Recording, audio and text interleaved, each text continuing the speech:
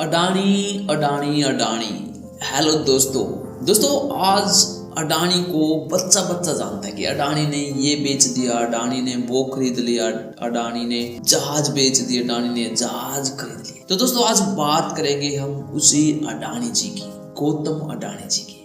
तो दोस्तों बात करेंगे कि गौतम अडानी जी कैसे इतनी जल्दी इतने अमीर बन गए हैं कि वो विश्व के छठे सबसे अमीर आदमी बन गए और भारत के सबसे अमीर आदमी बन गए। दोस्तों हम पहले सुनते थे कि मुकेश अंबानी जी भारत के सबसे अमीर आदमी हैं, लेकिन दोस्तों आज से आप अपने दिमाग में गौतम अडानी जी का नाम भी अपने दिमाग में रख लीजिए।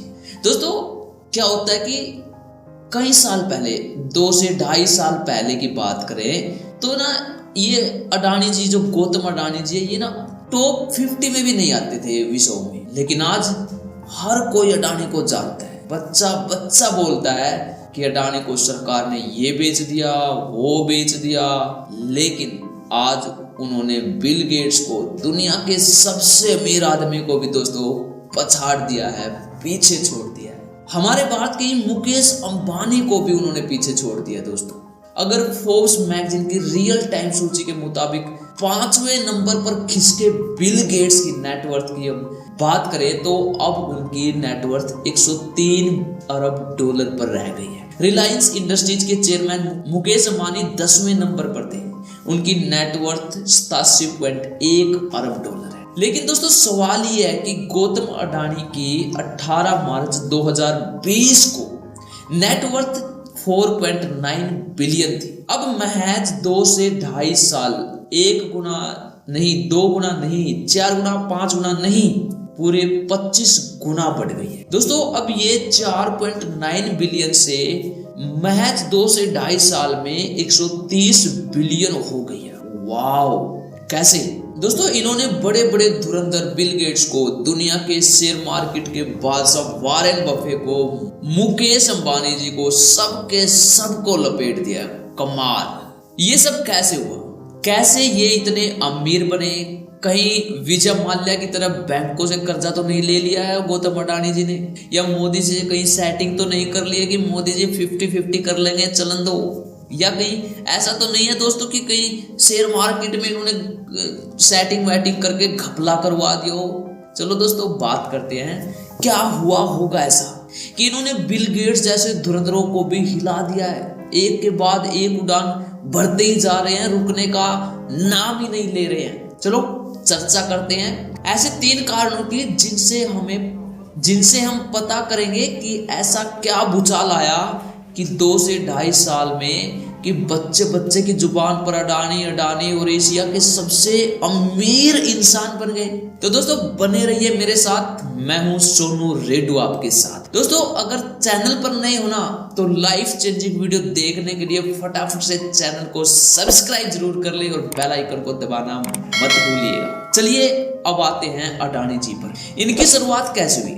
दोस्तों ज्यादातर ऐसा देखा गया है कि गौतम अडानी जी की तुलना ना भारत के मुकेश अंबानी के साथ की जाती है, लेकिन दोस्तों अगर सही तरीके से देखा जाए ना, ये पूर्ण रूप से ये तुलना सही नहीं है। क्यों?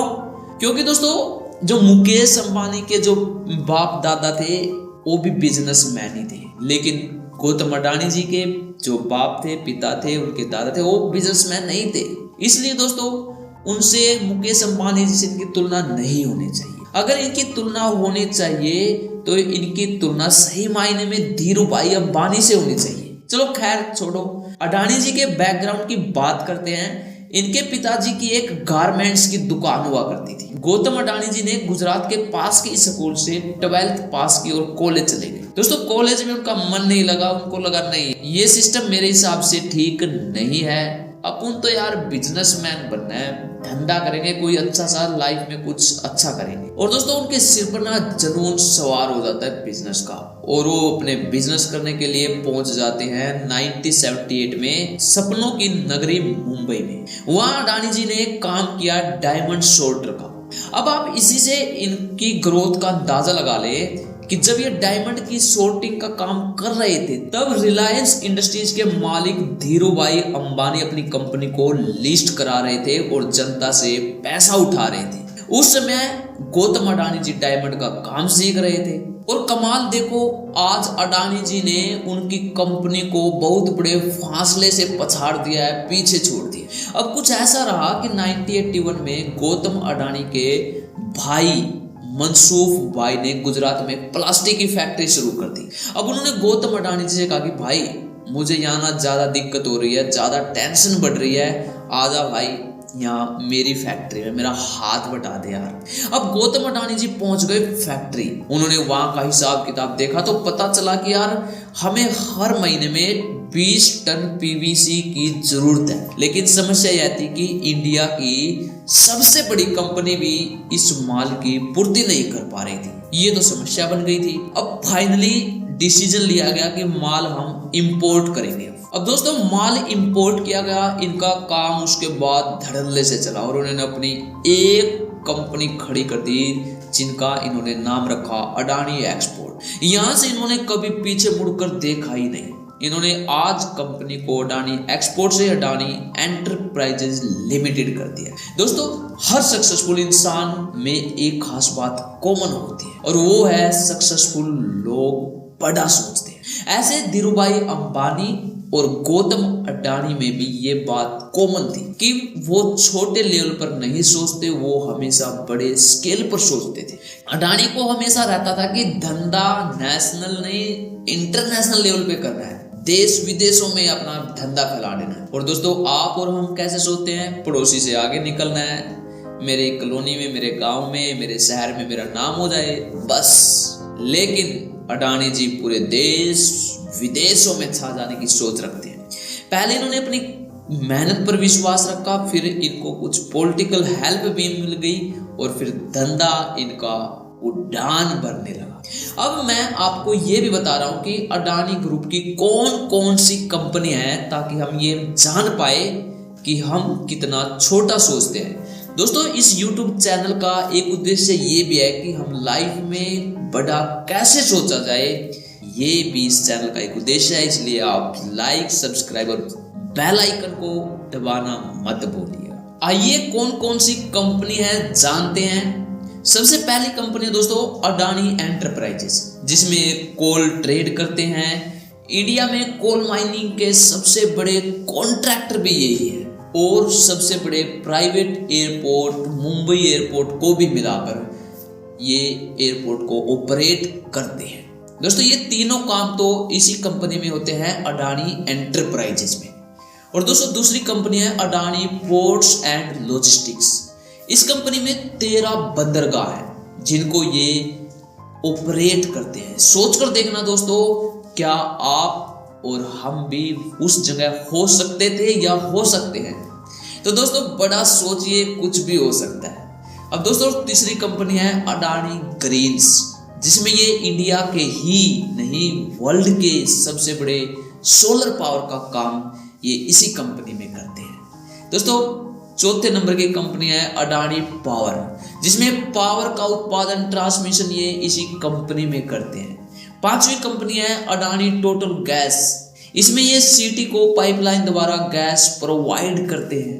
और दोस्तों 6 नंबर की कंपनी है अडानी विल्मर, जिसमें ये एडिबल ऑयल का काम करते हैं। अब आपने एडिबल ऑयल फॉर्चून का नाम जरूर सुना होगा, ये इन्हीं का प्रोडक्ट है। दोस्तों ये जो भी काम करते हैं बड़ी सोच के साथ करते हैं। और ये मत सोचना कि अब वो रुक गए हैं, नहीं भैया, अभी भी उनकी नजरें रियल एस्टेट अच्छे अच्छे सेक्टरों में घूम रही है। जो भी अच्छा लगता है बुला लेते हैं कि आजा भाई हमारे पास आजा। इनको जहां मौका मिला वहीं छा जाएंगे। अब दोस्तों बात करते हैं कि इतना बड़ा एम्पायर कैसे खड़ा किया। वो 2.5 साल पहले जिसकी नेट वर्थ 4.9 बिलियन थी और अब 130 बिलियन, ये कमाल कैसे? देखो दोस्तों इनकी जो भी कंपनियां हैं ना, इनके शेयर्स में इतना तूफान आया, इतना उछाल आया कि तबाही मच गई। अब बस इस आप एक कंपनी से हिसाब लगा लो कि इनकी एक कंपनी अडानी टोटल गैस, जिसका शेयर 2020 को 82 रुपए का था और वो अब हो गया है 2575 रुपए का। तो दोस्तों आप इस बात को ऐसे समझो अगर आपने या मैंने इनकी कंपनी में 24 मार्च 2020 के दौरान 10,000 रुपये लगाए होते तो आज वो 3,15,000 रुपये हो जाते। मतलब उनकी 31 गुना वेल्थ बढ़ी है। अब यहाँ कुछ ऐसा हुआ कि इनके शेयर्स में उछाल आया तो कंपनियों में भी उछाल आ गया। अब यहाँ पर मुकेश अंबानी जी और अडानी जी में क्या फर्क है? मुकेश अंबानी जी कहते हैं कि हमें अपनी कंपनी में भाई कर्जा नहीं चाहिए, हमें अपनी कंपनी कर्ज मुक्त चाहिए। लेकिन अडानी जी तो भाई कर्जा लेने से डरते नहीं हैं। तो दोस्तों ऐसा क्यों है? क्योंकि मुकेश अंबानी जी ने अपने भाई अनिल अंबानी जी के हालात देखे हैं। अनिल अंबानी जी, उनके भाई भी कभी विश्व के 6वें अमीर इंसान बन गए थे, लेकिन आज वो कह रहे हैं कि भाई मेरी तो नेटवर्थ 0 हो गई है। देखो दोस्तों, जो भी हो, अडानी साहब कर्ज लेने से नहीं डरते। वो इसलिए भी है क्योंकि ये जो भी बिजनेस करते हैं ना, ये इंफ्रास्ट्रक्चर रिलेटेड बिजनेस करते हैं, जिसमें गवर्नमेंट भी इनके साथ होती है। दोस्तों ये वीडियो करता हूं मैं यहीं पर समाप्त। इस वीडियो के बारे में आपके क्या विचार हैं? आपके पास क्या ज्ञान है?